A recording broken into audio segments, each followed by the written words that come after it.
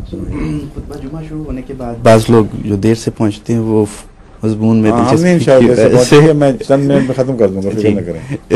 مضمون میں دلچسپی کی وجہ سے وہ فوراً خطبہ سننے لگ جاتے ہیں، پھر خطبہ ثانیہ کے وقت تو سنتیں ادا کرتے ہیں. تو کس حد تک یہ عمل مناسب نہیں ہے؟ سنتے پہلے پتہ ہے کوئی نیا واقعہ تو نہیں ہوا کہ اچانک اللہ تعالیٰ نے سنتوں کا حکم دے دیا ہو. پتہ ہے پہلے پڑھنی چاہیے، گھر سے پڑھ کے چلنا چاہیے، یا مسجد میں. اصل تو بہتر تو یہی ہے کہ اتنا دیر پہلے مسجد میں آ جائیں کہ وہاں وہ سنتیں یا مسجد کا تحفہ کے طور پر نفل پڑھ لیں، اور پھر انتظار کریں تاکہ خطبے کا پورا حصہ پائیں. وہ بھی عبادت کا حصہ سمجھا جاتا ہے. تبھی خطبے میں بولنا سختی سے منع فرمایا گیا ہے، کیونکہ جس طرح نماز کا ثواب ہے اسی طرح خطبہ بھی عبادت کا حصہ ہے، اور اذان کے بعد تری خطبہ شروع ہوتا ہے. لیکن ایک اذان پہلے دے دی گئی ہے، لیکن اذان کے بعد پھر خطبے کے بعد پھر ایک اذان ہوتی ہے.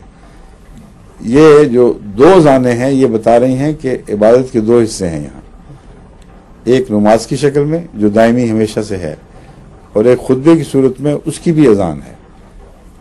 تو اس لیے وہ بہت اہم ہے. اس میں ایک نماز میں دوسری نماز نہیں نہ ہو سکتی، لیکن چونکہ درجہ ہے، ایک فرق ہے بہرحال، اس لیے بہت مجبوری ہو تو یہ بہتر ہے کہ جب تکبیر ہو رہی ہے یا امام بیٹھ کے اٹھ کے نماز پڑھانے جا رہا ہے تو جلدی سے 2 رکعتیں پڑھ لیں.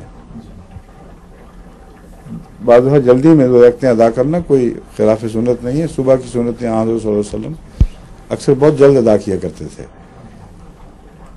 یا پھر اذان کے دوران، کچھ تکبیر کے دوران وقت مل جائے گا، کچھ اس کے ہٹنے میں، لوگوں کے صف بنانے میں.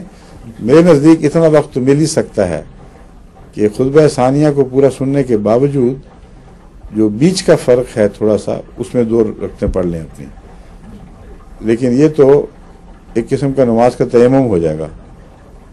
اصل تو وہ ہے جو وضو والا ہو، پہلے وقت کے اوپر مناسب وقت میں پوری توجہ کے ساتھ 2 نوافل یا 2 سنتیں پڑھنی چاہیے. اور